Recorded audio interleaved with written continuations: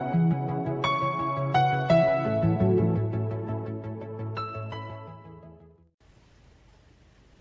everyone, welcome back to my channel.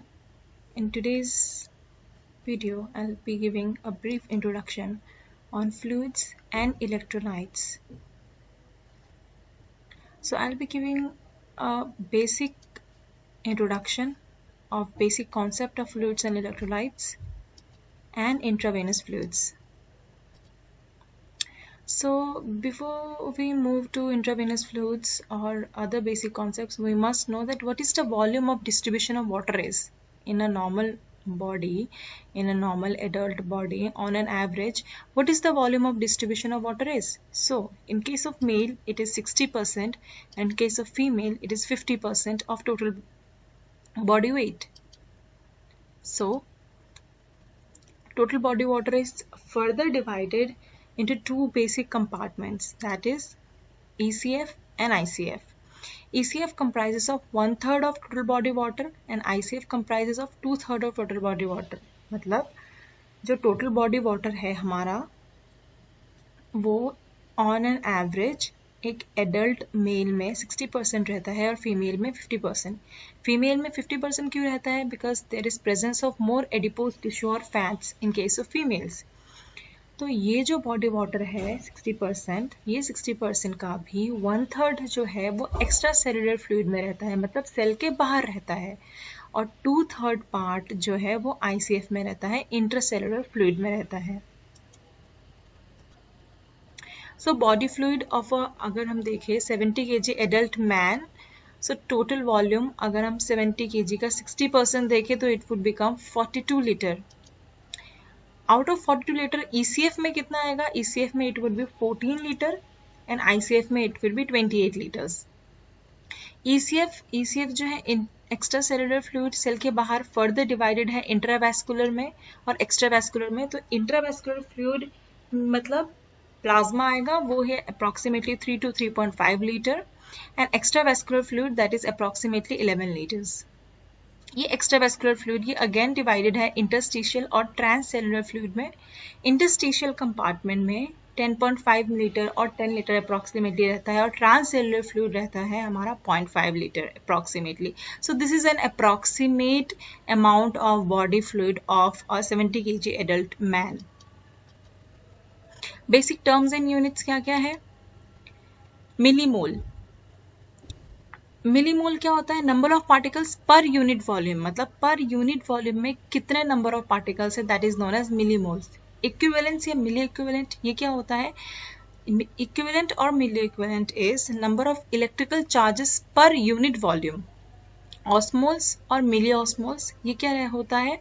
Number of osmotically active particles ions और पर unit volume, इसको बोलते हैं ऑस्मोल्स या मिली ऑस्मोल्स. अब ऑस्मोल्स या मिली ऑस्मोल्स जानने से पहले हमें ये पता होना चाहिए कि ये ऑस्मोल्स और मिली ऑस्मोल्स ये इक्विवेलेंस या मिली मोल्स हम मेजर क्यों करते हैं? वाई? कुछ ना कुछ प्रोसेस होगा तभी मेजर करते हैं. तो दैट प्रोसेस में सबसे पहला जो मेन इंपॉर्टेंट प्रोसेस आता है that is osmosis.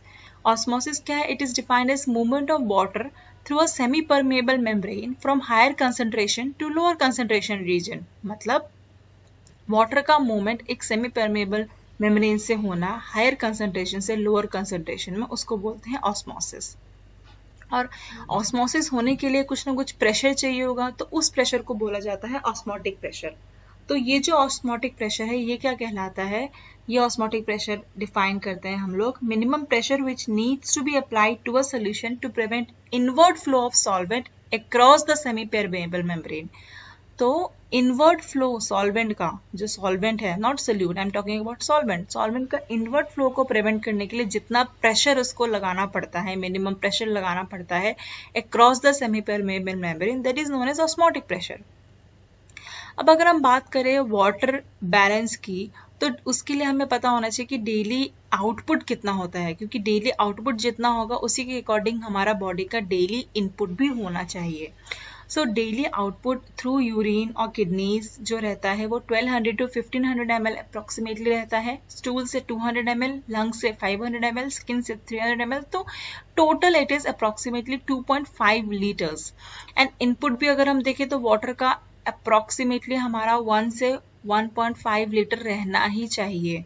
And diet input 800 ml। एक है ऑक्सीडेशन या इनसेंसिबल फ्लूइड इनपुट रहता है, दैट इज अप्रॉक्सीमेटली 300 ml। ये this also becomes total of 2.5 ml। मतलब हमारे बॉडी में टोटल बॉडी वाटर जो है, टोटल बॉडी वाटर मेंटेन जो है वो 2.5 लीटर रहना चाहिए। इधर वो हम खुद करें या बॉडी अपने नेचुरल मैकेनिज्म से करे, जो नेचुरल उसका बायो मैकेनिज्म है उससे करे, या हमें खुद ही मेंटेन रखना है उसको।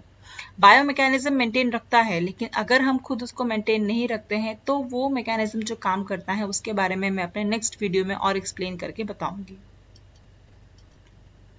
अब नेक्स्ट से इलेक्ट्रोलाइट्स क्या रहते हैं ECF और ICF में। तो मेन इलेक्ट्रोलाइट्स जो ECF में रहते हैं they are sodium and chloride. Sodium cation रहता है, एनायन क्लोराइड रहता है। इसके अलावा बाइकार्बोनेट एनायन भी रहता है ECF में।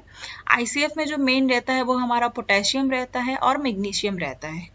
इनकी वैल्यूज कितनी होती है, ये इनकी वैल्यूज होती है ECF में बहुत ज़्यादा रहता है सोडियम और ICF में हमारा पोटेशियम ज़्यादा रहता है। इसी तरह से क्लोराइड हमारा ECF में ज़्यादा रहता है, फॉस्फेट हमारा ICF में ज़्यादा रहता है, और ICF में प्रोटीन भी रहता है, और जो चीफ प्रोटीन रहता है ICF में दैट इज एल्ब्यूमिन। अब है इंट्रावीनस फ्लूइड। इंट्रावीनस फ्लूइड जो है वो फ्लूइड है जो कि हम इंट्रावैस्कुलरली इंजेक्ट करते हैं या इंट्रावैस्कुलरली हम लोग इंट्रोड्यूस करते हैं in case of fluid loss. So ये जो फ्लूइड है ये दो तरह के फ्लूइड होते हैं, इधर दे आर क्रिस्टलॉइड एंड और they are colloids. So 2 types of fluids are there, crystalloids and colloids. Crystalloid क्या होते हैं? Crystalloids are clear fluids made up of water and electrolyte solutions which passes through a semi-permeable membrane। और इसका example है जैसे normal saline, hypo और hypertonic saline solutions हो गया, dextrose solutions, Ringer lactate, Hartmann solution. So these are the examples of crystalloid solution. ये हम कहाँ यूज करते हैं, किन कंडीशन में यूज करते हैं, कैसे यूज करना है, कब यूज करना है, that I will be telling in my next video. Colloids are gelatinous solutions containing particles suspended in a solution। और ये जो colloid है ये इनका particle इतना large होता है that they are unable to cross a semi-permeable membrane। So these particles will not form a sediment under the influence of gravity and are largely unable to cross a semi-permeable membrane। इसका example है albumin, dextrans, hydroxyethyl starch, hemaxyl, fluoxyl, etc. So that's all for today's video. Don't forget to like, share and subscribe my channel. Thank you.